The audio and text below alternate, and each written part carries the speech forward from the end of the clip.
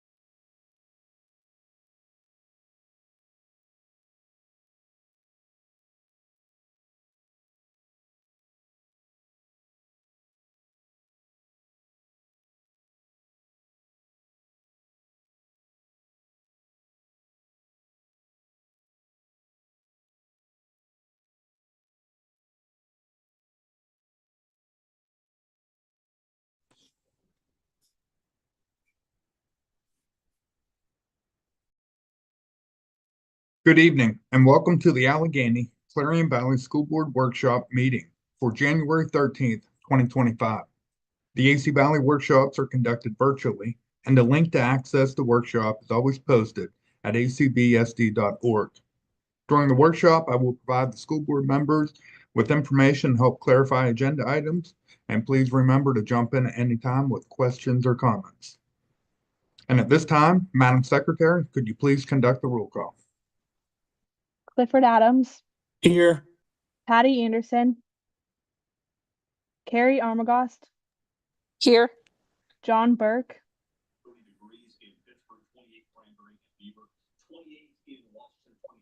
Brady I'm Fight, here. Here. Diane Page, Here. Jeff Powell,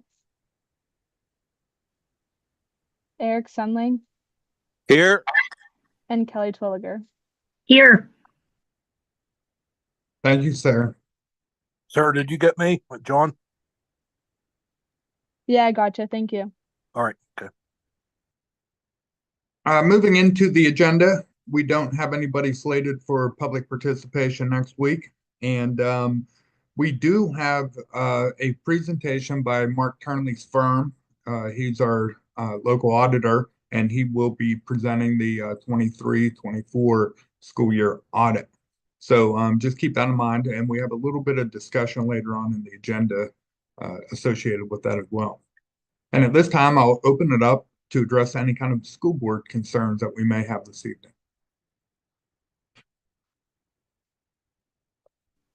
Dr. Hearing McDivitt, none. I'm sorry. Yep, go ahead, Kelly. I have contacted PSBA as part of our subscription. We can conduct a board evaluation electronically through them and then get the results back. And then based on those results, we can have some free training if we so choose to. Since the board sees a need to possibly, improve and have some changes made, I thought the board evaluation would be a good tool to look at. So I'll send an email out to everybody and see if you guys are interested in participating in the online survey, and then they'll send us some valid results. So I'll get that out to everyone. Great. Thank you, Kelly. We appreciate that. Anybody else? Okay, we'll jump right into the consent agenda. Under letter A, we do have several conferences and field trips. That's on page 5 and 6. If you could take us down there, Aaron, I'm going to just walk us through that. We will get started this evening with a couple gifted programs. The first one is a 2-day event. It's the Komatsu Fluid Power Action Challenge. This is a day where the students from AC Valley will compete against other students, and they'll bring their tools and 2 copies of their portfolio for judging. And the teams will then receive a new kit of building materials, and they'll work throughout the day to rebuild a fluid power model from scratch, and then they'll be evaluated. So it seems like a wonderful learning activity for our students and our gifted program. In addition to that, we have Seth Shaw. He's one of our new high school math teachers. He's taken a group of students to the academic equation tournament. We also have a retroactive approval. Jenny Lowry and the choir, they were asked to perform activities at a retirement home. We have that on the agenda. And then also we have another retroactive approval. Justine White was kind enough to take a group of gifted students to see an open heart surgery in Pittsburgh at Allegheny General Hospital. Moving down through the conferences, I submitted my annual PARS conference request to attend April 30th through May 2nd. That's in Penn State. And we're one of 250 school districts in the state that are members of PARS. And if you recall, they won the fair funding lawsuit last year, and we presented for more information. So there's going to be more of the same this year, but this year they are going to have Gary Patterson come in. He's a new superintendent at Uvalde School District, and that's unfortunately the school district that had a school shooting a while back where 19 students and 2 teachers lost their lives. And he'll be there speaking on school safety and rebuilding the community. We also have Stephanie Best, elementary librarian. She put in to attend an annual conference, Pennsylvania Librarians Conference, that she's a member of, and it's up in Erie. And they'll be talking about digital tools, apps, collaboration, research skills, literature reviews, book challenges, AI, and new technology. And then we have on the next page a couple requests from band director Logan Green. He submitted the first one to go to Red Bank for the PMEA District 3 Jazz Band Festival, and then also one to go to Indiana School District for the PMEA District 3 Band Festival. And then Logan also submitted a request to go to Mercyhurst University to participate in the Tri-State Honored Band Festival. These students will have the opportunity to work with college professors. And Logan's been doing a great job for us up there, and we support him exploring these opportunities. In addition, we have second grade. They submitted their annual field trip to go to the Barrow Civics Theater, and they're going up there to watch a portion of the Cinderella play, and they'll have time for question and answer. And this program is being sponsored by Jamie's Kids, so thanks to them. And then our final submissions from myself and Dave Sittler to attend a program at IU6, and that's Readiness and Emergency Management for all schools, REMs, and they're going to provide technical assistance and train the trainer to enhance emergency management for rural school districts. Are there any questions about the conferences and field trips in front of you this evening? Okay, Aaron, you can take us back up to the consent agenda. Letter B, we're happy to have two more substitute teachers. We have McKenna Labella. She's a recent elementary certified teacher. She'll be coming on as a day-to-day sub and potentially fill a long-term sub position down the road. And we also have Emma Daly. She's a college student, and she'll be coming to us under an emergency certification known as a classroom monitor. So Emma, after 60 credits, college students are permitted to come in and sub. They can't necessarily develop lesson plans and grade, but they can come in and fill our need. And we've used several of these students over the years, and it provides these students with hands-on, time to work with students throughout the day.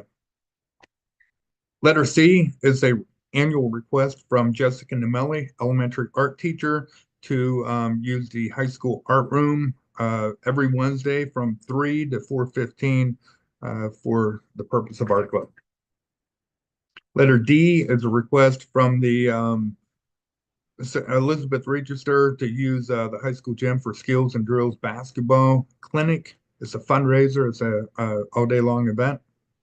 Letter E is a request from the club volleyball program at Valerie Snyder to work with Dave Sherman to find open times from December to March for the volleyball program, all AC Valley girls.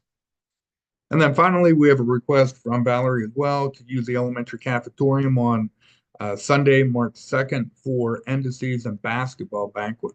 And I know that's been a discussion here. I did pull up the policy that we have associated with use of facilities, and we don't have Sundays outlined one way or the other. But I did talk to our maintenance director today about staffing. And, one time, just to give a historical perspective, we didn't host any events on Sundays. And that's changed a little bit over the years, and especially with the co-op with Union. And what's been happening, we just hosted an event for football, is we have separate schools, and it's tough to get all the kids here on one day, and Sundays just seem to work. So we don't have policy that prohibits the use of the facilities, but the sticking point is staffing. And we, like for example, this past weekend with the snow that we had, James and his crew came in and they cleared out the driveways and parking lots and sidewalks and prepared the facility to ensure safety. And then we also had to have a custodian come in. And we're going to be down one maintenance worker, and we have been down one custodian here for quite some time. Hopefully by March, we'll have those positions filled and we'll be up full capacity, and maybe March will come in like a lamb and we won't have any issues with that. So I wanted to bring that up to see if there was any concerns about hosting a basketball banquet or any comments about the policy 707, that's use of school facilities.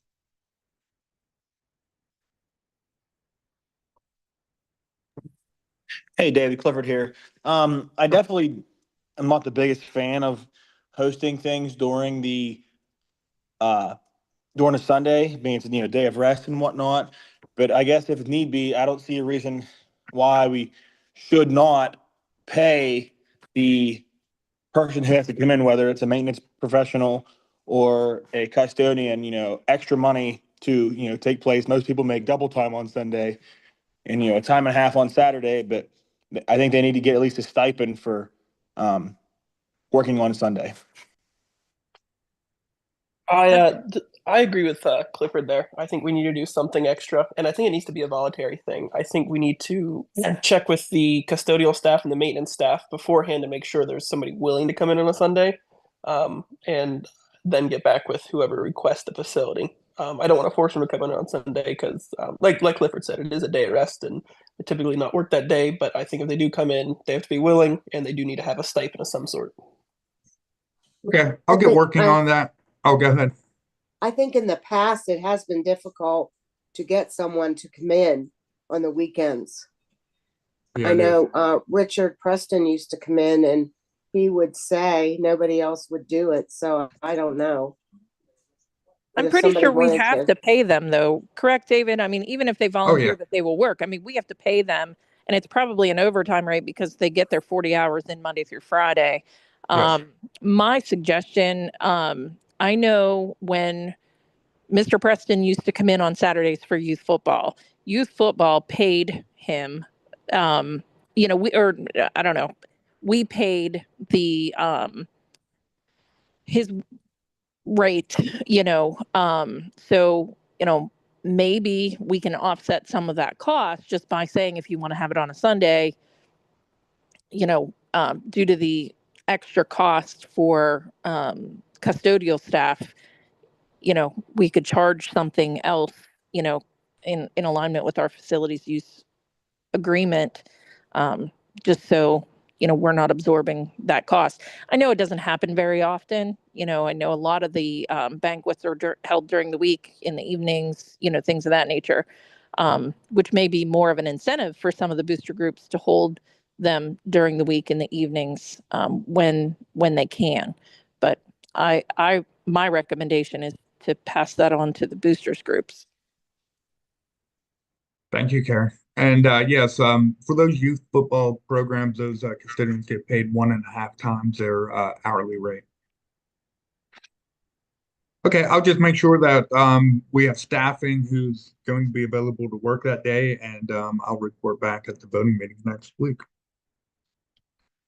Okay, moving into finance and purchase. We'll be paying the bills letter A through I on Monday, and we'll have all that documentation for the school board members.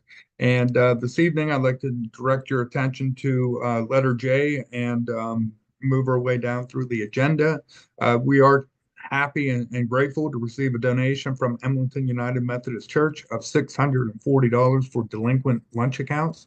And what we do with that money is we put it into an account.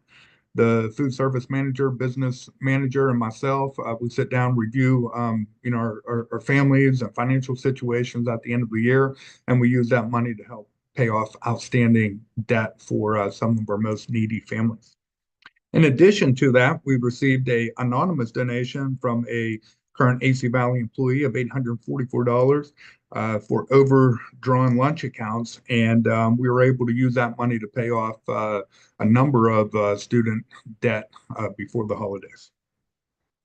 In addition to that, we have letter L, which is an E-rate proposal, and thanks to RJ Fight, our high school librarian, and RJ's been working with E-rate for probably over 20 years now. And he took on an additional role this year and developed a proposal. And for E-rate this year, we're awarded just about $68,000. And just keep in mind that's a roughly 30% match for the district. So the proposal that we have out looks like it could cost the district about $20,000. And what we'll do is budget this for the 25-26 school year, and we'll move over the summertime if we have any bids that come in. So the proposal was hosted through a list of upgraded servers, racks, backup battery packs, wiring, fiber, and the whole 9 yards. So we did review that at the technology committee meeting this evening, and met with RJ, and the proposals are due tomorrow at noon. So the technicians, business manager, and myself will sit down, review them with a rubric, and make a recommendation. And if we find the right proposal and we're able to get this done, then we'll approve this motion. And just keep in mind that goes into next year's budget. We've done this for several years. There are certain years where we don't get the proposals and we don't move forward with it. So there's still a lot of moving parts, but we just wanted to stay on top of that. And then letter M, I'm going to turn it over to Erin Morrison. She's going to talk a little bit about the work that she's been doing with the CDs and the reevaluation in March. And Erin? Good morning, or yeah, good evening. It is nighttime, isn't it?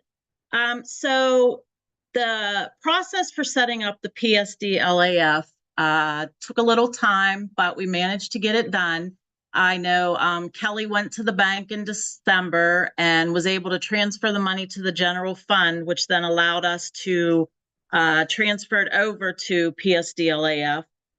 They purchased 2 CDs. At the one interest rate was 4.2% and the other interest rate was 4.1%. So it's higher than I looked at Farmers, and on Friday their interest rate was 3%. And I know our general fund is getting 2.75%. So we are doing better or getting a higher interest rate by going with them. One of my questions was, they are 90-day CDs. They do expire the beginning of April, so we put on the agenda to reevaluate in March so that we can take action as soon as they're set to expire. One of my questions to them was, why did we buy 2 CDs? And they said principal and interest, they insure up to $250,000 only, so they split the money as they bought one at half the rate, and then whatever was left they used to buy the second one. So I think that's a good thing that they'll insure us up to that amount. So that's kind of where it sits. I will have statements for you on Monday for Monday's meeting.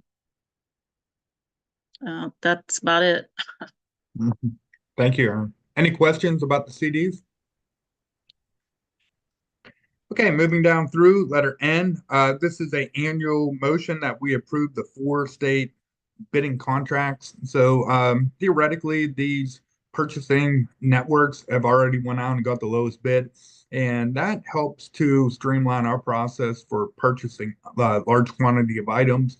It ensures that we get the lowest rate, and then it also saves the district the money for going out for advertising, because it's not cheap to get it in 3 different publications. Some years we don't use these purchasing networks, and other times we use them all the time. So just an annual approval. Letter O is a grant that Maria Clark wrote for the FIRST program, and it's anywhere between $250 and $500 to help support her Remake Learning Days, and it's just an activity that she does with her families. And then letter P will be an approval motion for the single audit for the 23-24 school year. It ends on June 30th, and our new year starts on July 1st. So they're just finishing everything up.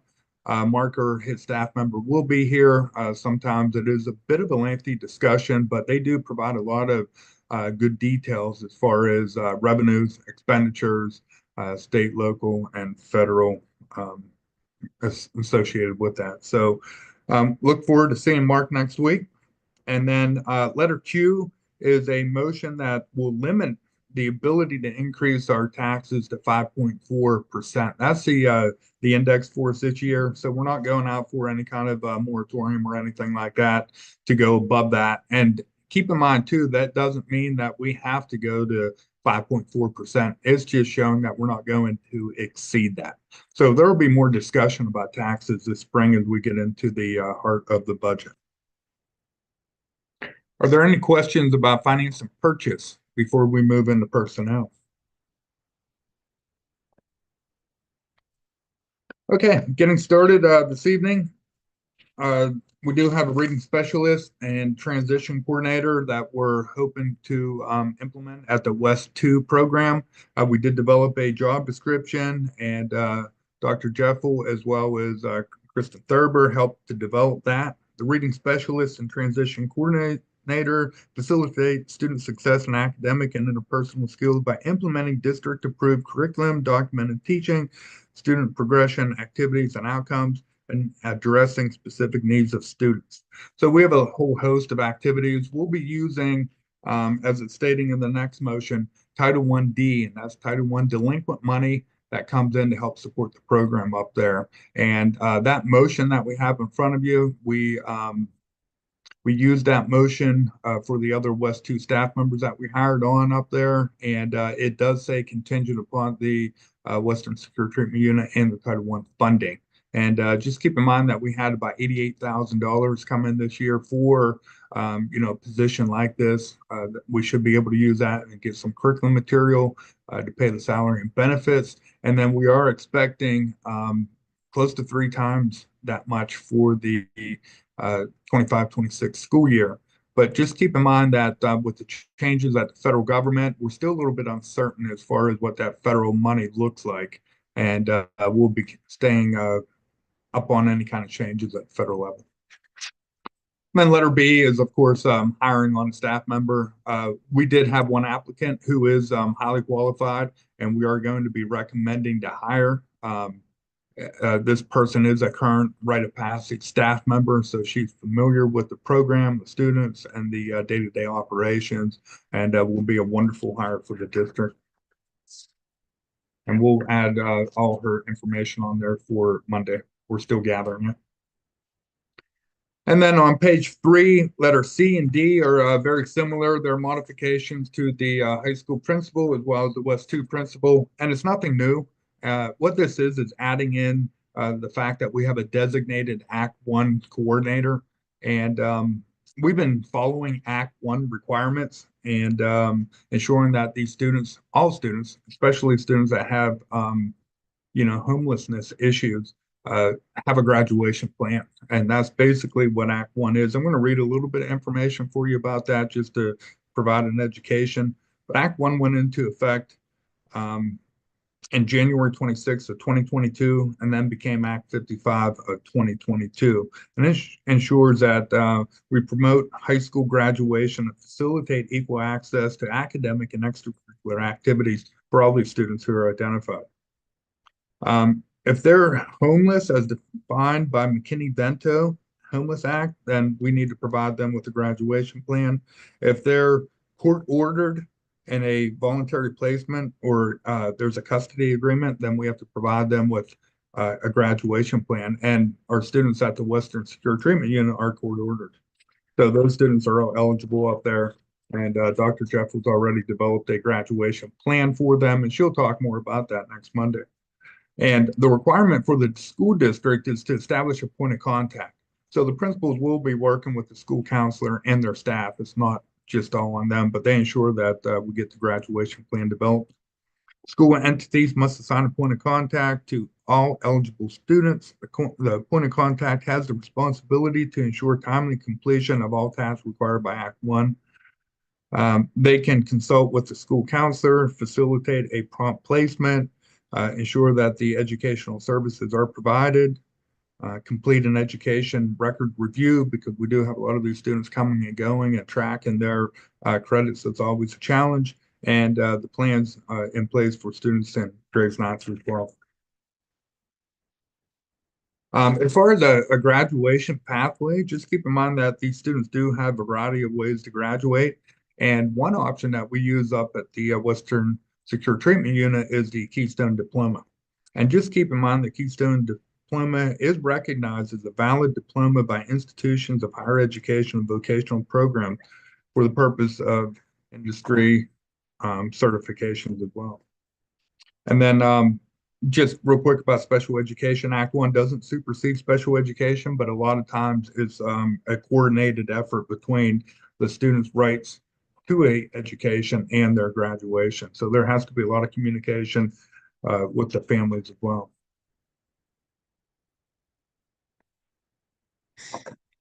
Okay, moving down from there, letter E is a resignation from Kyle Schwartzfigger. He was a heavy-duty custodian, and we accepted that resignation, and then we posted for a replacement. And we may rotate, depending on who we get in here, we may rotate their hours just to try to ensure that we can fill that position. James and myself interviewed 2 people this past week, and we're doing some background checks and hoping to have a name for you for Monday to hire. And then letter H Hey, is David. a letter. Yes. You said we may rotate. I thought we were all agreed that this job would rotate, shift to shift, week to week. We did, Cliff. The only outlier is one of the gentlemen that we are interviewing and hoping to recommend for hire. He prefers to work evenings. Okay, perfect. Sounds good. Thank you. Sure. Letter H, moving on.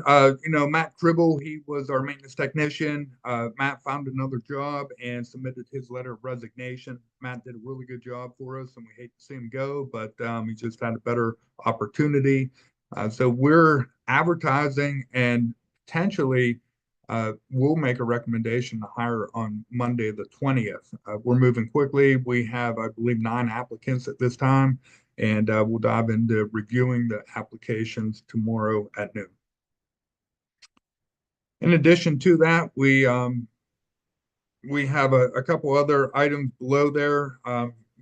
For personnel, we have Kimmy McNanny. She submitted all of her documentation, and we are recommended to hire her as an assistant softball coach at the first step of $1,427.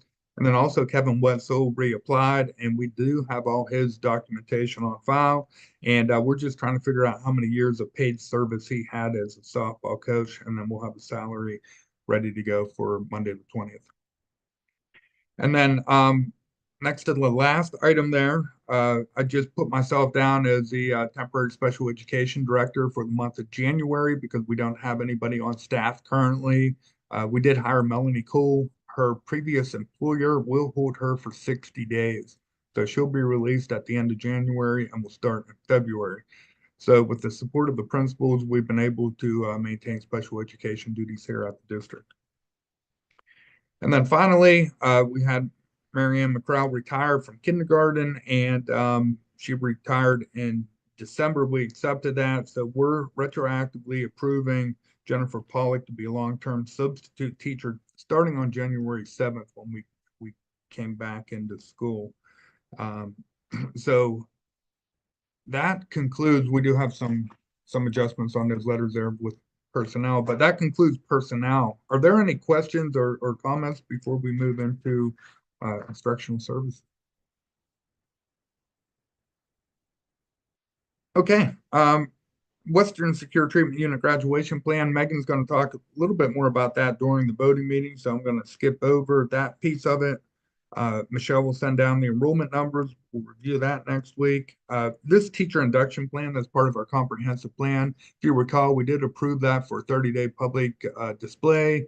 We put it out, and we're looking at formal approval, so I can upload that into the state FFRCP site. And then finally, we do have an agreement with the Western Governors University clinical agreement. This is similar to any other student teaching agreement that we have here with Penn West or with Slippery Rock or whatnot. We have an IU employee in here working on her clinical work. So she's working with both principals to get out and do some observations, similar to student teaching. And we just needed to have an agreement with the Western Governors University before she can do that. And we don't see any kind of issues or disruption here within the district.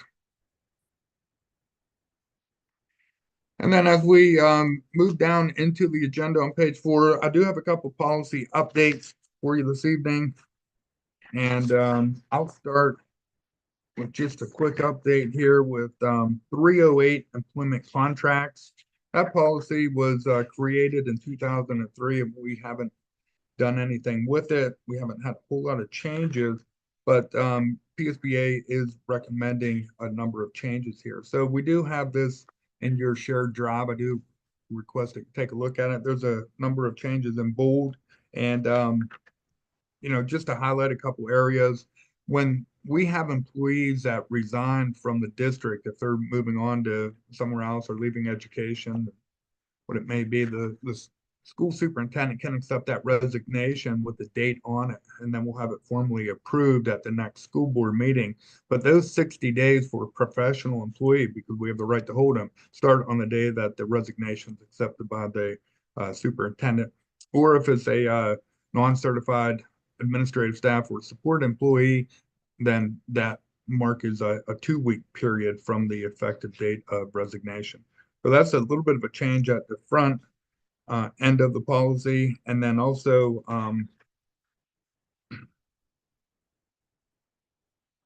the other piece of it is that we have to ensure that we have an employment contract for the professional staff, which we do. We're in compliance with the policy. It's just a formal change. And then policy 005, I'll come back to that one because there's a little bit more meat in that one. There's been some changes to that, and our updated policy is on a shared drive. And I did work with Kelly on this, as she's the school board president, and directly impacts some of these. And a lot of the changes are directly related back to committees. So there was some minor verbiage change at the beginning. And the one piece that did change in here as well is the officers of the board may only be removed from such office during a designated term of office or after receiving notification of the reason for removal and the opportunity to have a hearing before the board in compliance with the applicable law. So we've never removed any kind of school board member, but that's linked into the policy. There's a formal process in doing so. And then also it moves into appointments, and it's associated with the committees. So we also we can't have a quorum on a committee. Just keep that in mind. So our committees can consist of no more than 4 school board members, and it cannot have a majority. The members are appointed by the president, and we did that with the reorganizational meeting. And the school board president and superintendent can sit on any and all of those committees. School board members can refuse to sit on a committee if they don't have the time or interest to serve that. And the committees all have to have a chairperson, and there should be minutes that are kept for each of the committee meetings as well. And one last thing, we can have ad hoc committees that are created for a fixed time to deal with a situation. Just keep that in mind. And those are the big changes with policy 005 organization. Are there any questions about those 2 policies, or maybe any comments from Kelly? She reviewed them. I think that we're in pretty good shape as far as the committee go at this particular time. The only thing I would add, Davis, is the fact that we now have to make sure we have a chairman on each committee and that they take notes. And then those notes are submitted to the board as a whole. Okay, thank you. Good point, Kelly. I appreciate that. Okay, if we finish up here this evening, just under facilities, we did get a annual request from Central Electric Cooperative to use the buildings this summer, and we will be working with them. This will be the 3rd year that they came down to use the elementary building for their annual meeting. They enjoy being over here, and we enjoy having them. Under transportation, we have 2 motions. Irwin Transportation is making a request to remove Jay Giglio as a driver, and then Michelle Eilers adding a 2020 Chrysler Pacifica to our fleet. And then we have a number of miscellaneous. I'm sure that we'll be talking about the GOC meeting as well as the IU6 meeting by our representatives. And then we had a couple correspondents down there that we can address next week. And we have had a couple committee updates, and we'll be able to provide information to the school board during the voting meeting. Are there any questions associated with the school board agenda that was reviewed this evening? Okay, hearing none, I'd like to just make note that we will be breaking and going into an executive discussion to discuss personnel And we will leave the meeting after that and reconvene on Monday, January 20th at 6 p.m. in the elementary cafeteria. So thank you all and have a great evening.